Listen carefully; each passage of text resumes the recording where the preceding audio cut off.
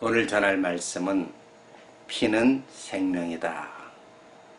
이런 말씀으로 은혜를 나누고자 합니다. 하나님의 형상대로 우리 인간인 창조했습니다. 그 인간을 창조한 최초의 그 사람이 여러분이 잘 알다시피 아담과 하와입니다. 아담과 하와. 아담은 흙으로 창조했고 하와는 아담의 갈비뼈로 창조했습니다. 그래서 하와의 그 뜻이 생명이라 그럽니다. 생명. 예, 아담과 하와를 하나님의 형상대로 창조하는 것은 하나님께서 그들을 생명을 허락하셨는데 하나님과 똑같은 모양으로, 다시 말해서 영혼육으로 창조를 하셨고 하나님과 교제하시기를 원했습니다. 그러나 하나님이 최초 인간인 아담 하와에게 에덴 동산에 있는 선악과를 따먹지 말라. 정녕 내가 따먹는 순간 너는 죽으리라. 결국 우리는 영원히 살 수 있는 생명이 죽음에 이르는, 사망에 이르는 그 결과가 되어버린 것입니다. 근데 하나님께서도 놀라운 것은 그 선악과 사건 이후에 모든 회복을 피를 통해서 다시 생명을 얻기를 원하는 것입니다. 그렇다면 아담 이후에 피는 생명이 아닙니까? 물론 생명입니다. 그러나 죄가 들어가 있는 피는 결국 죽음에, 사망에 이를 수밖에 없는 것입니다. 그래서 우리는 죄의 싹은 사망이라. 아담 이후에 그 피가 죄성 때문에 온갖 질병, 고통을 우리에게 주십니다. 선악과 사건 이후로 하나님 명령을 거역했기 때문에 우리는 저주를 받았기 때문에 우리는 죽음에 이를 수밖에 없고, 이 세상에 사는 동안에 우리는 온갖 질병을, 고통을 당합니다.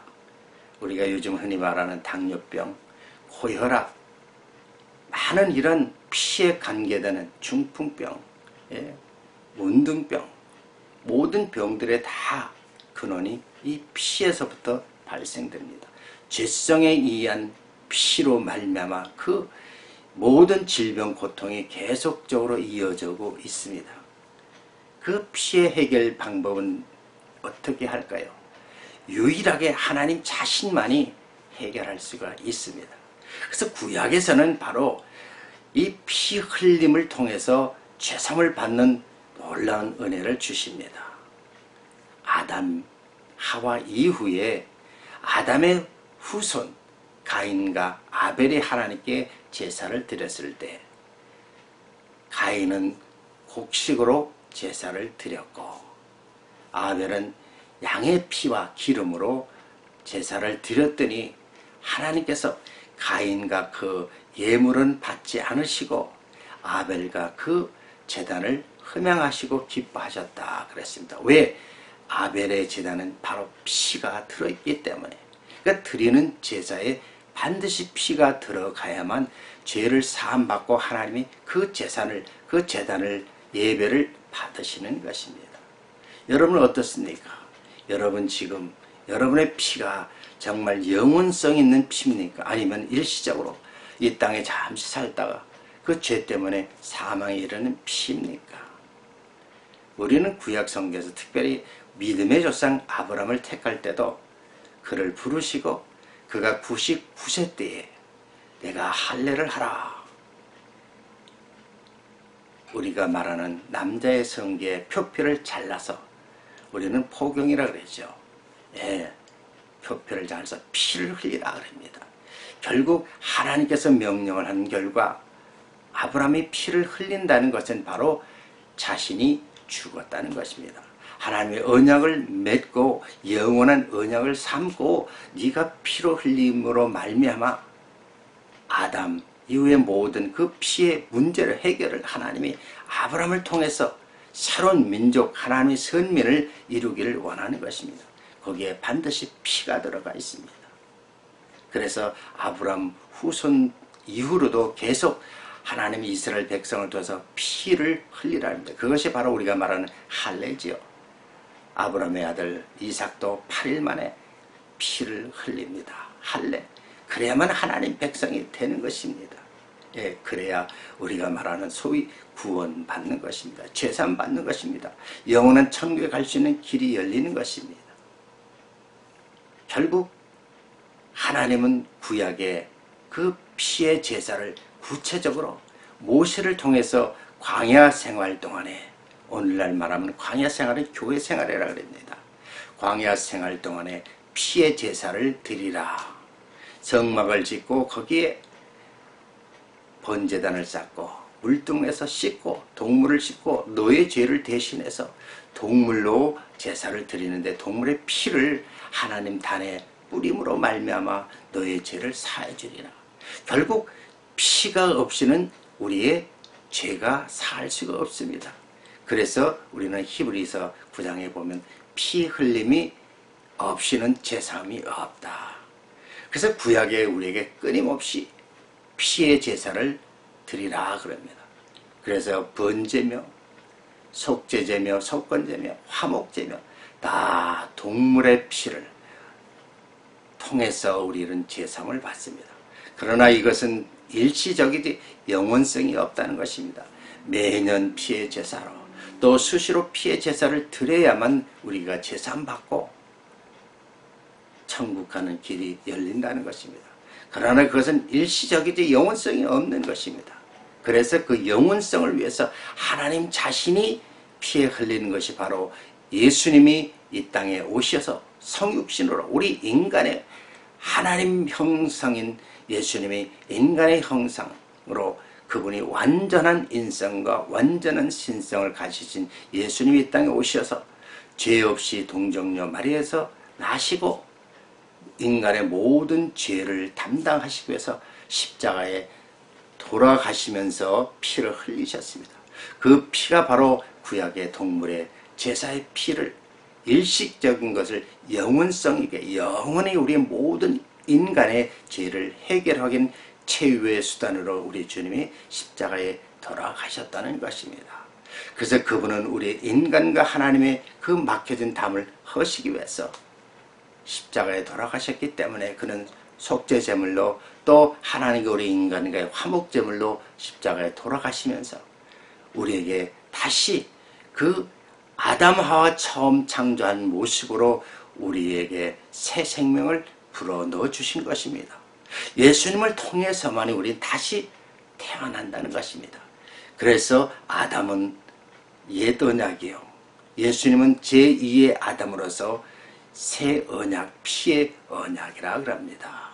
그러니까 예수님을 통해서 우리는 다시 새롭게 태어나고 하나님 백성으로 회복되었고 영이 막혔던 것이 다시 뚫어져서 영혼 육이 열려서 하나님과 다시 교제할 수가 있습니다. 바로 예수 그리스도를 통해서 말입니다. 그래서 우리 주님은 말씀하고 있죠. 내가 부활이요 생명이요, 내가 길이요 진리요 생명이요, 끊임없이 자신이 생명이라고 말씀하고 있습니다. 결국 예수 그리스도의 피가, 예수님의 자신이요, 예수 그리스도의 피가 우리의 모든 죄를 사하고 우리는 죄 없이, 죄인이지만 죄 없이 예수님 때문에 영원히 천국 가는 길이 열리는 것입니다. 우리는 신약 성경에서 특별히 12해 혈루증 여인의 사건을 여러분 아시지 않습니까? 12해 혈루증 여인은 자기의 모든 재산을 통해서 다 흡연해서 자기의 혈루증, 피가 흐르는, 요즘으로 말하면 암병입니다. 계속 끊임없이 피가 흘린 그런 병이죠. 평생을 그 모은 재산을 다 소비해도 결국 고치지 못했습니다. 율법적으로 그녀는 부정하기 때문에 감히 사람들과 상종할 수도 없고 별거 해야만 됩니다. 그녀에게는 소망이 없습니다. 율법적으로는 부정하고 피를 흘리기 때문에 일반 사람과는 도저히 가까이 할 수가 없습니다. 그러나 그녀가 소문을 듣자 하니 예수님이라는 분이 나타나셔서 많은 질병을 고치신다, 그분이 메시아다, 이런 소문을 듣고 이 혈루증 여인은 감히 예수님 옆에 나올 수 없지만 뒤에 가서 옷자락만 만져도 낫겠다, 예수님의 소문을 듣고 그 마음속에 그분이 정말 우리가 바라던 메시아다, 예? 우리의 모든 삶 속에서 죄를 해방하시고 우리를 구원하신 메시아, 그분이야말로 정말 메시아라는 것을 믿고 주님 뒤에 와서 옷자락을 만지는 순간 예수님 몸에서 능력이 나가면서 그 혈류증, 피 흘리는 병이 깨끗이 고침을 받았습니다. 다른 사람은 모릅니다. 그러나 예수님, 하나님은 압니다. 내게서 능력이 나갔다. 내 옷을 만진 자가 누구냐? 그럴 때 혈류증이 제가 이러이러해서 했습니다. 내가 내 믿음을 통해서 구원을 받았노라. 그 순간 이 여인은 새로운 생명이 태어났고 구약의 그 모든 부정한 피가 이제 정결한 피로 거룩한 여인으로 다시 태어난 것입니다. 어떻습니까? 바로 이 피를 통해서 우리는 새 생명을 얻어야 됩니다. 예전에 저에게 좋은 간증거리가 있습니다.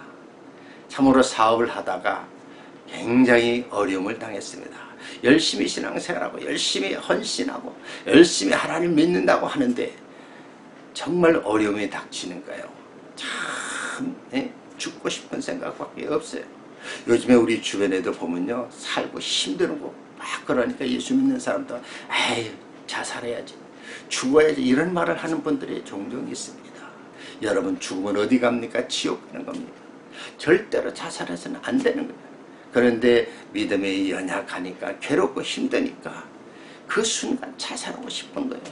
그래서 저도 자살하려고 막 하이웨이로 밴을 타고 막 눈 감고 달리는데, 영동아, 내가 죽으면 어디 가냐? 넌 지옥 간다. 성령께서 음성을 듣는 순간 제가 회복을 하고 기도원에 가서 울며 불며 하나님한테 막 통곡할 때 예수님이 가시면류관을 쓰고 피를 똑똑똑똑 흐르시면서, 영동아 힘드니? 예, 힘듭니다. 내가 나보다 힘드니? 나는 너를 위해서 이렇게 십자가에서 피를 흘렸느니라. 제가 그 순간 거기서 꼬꾸라지고, 정말 주님, 제가 잘못했습니다. 제가 주님을 믿고 여태까지 의지한 것 같은데 나의 연약한 믿음을 용서해달라고 주님 앞에 정말 회개하면서 주님의 그 피 흘리는 모습을 보고 제 자신을 굉장히 정말 되돌아봤습니다. 우리 주님이 나 때문에 피를 흘리셨구나. 여러분 어렵습니까? 주님을 믿는 여러분은 그분이 피를 흘리셨습니다. 주님을 믿지 않는 분은 그분을 구주로 영접하는 순간 여러분 대신 그분이 피 흘리셨다는 것을 느낄 수가 있습니다. 우리 주님께서 피 흘리고 돌아가시고 3일 만에 다시 부활해서 승천하는 그 순간, 죄와 사망의 법에서 그분이 모든 것을 해방하셨기 때문에 여러분이 그분을 믿으면 여러분도 죄와 사망에서 해방되고, 여러분 정말 죽는 것 같지만 여러분 다시 영혼육이 다시 부활해서 영원히 천국에 주님과 더불어 살 수가 있다는 것입니다.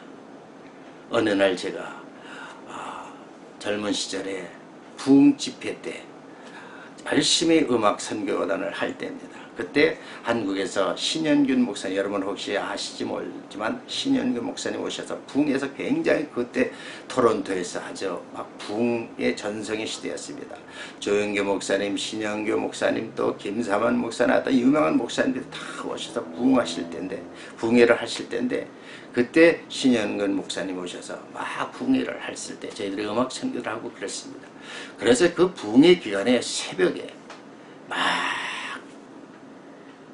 예배를 끝나고 막 손들고 막 통곡하고 찬양하고 막 기도하고 그럴 때 그냥 제가 막 소리 질 때 갑자기 제 목에서 뭔가 막 쿡쿡쿡 막 쏟아지는 거예요.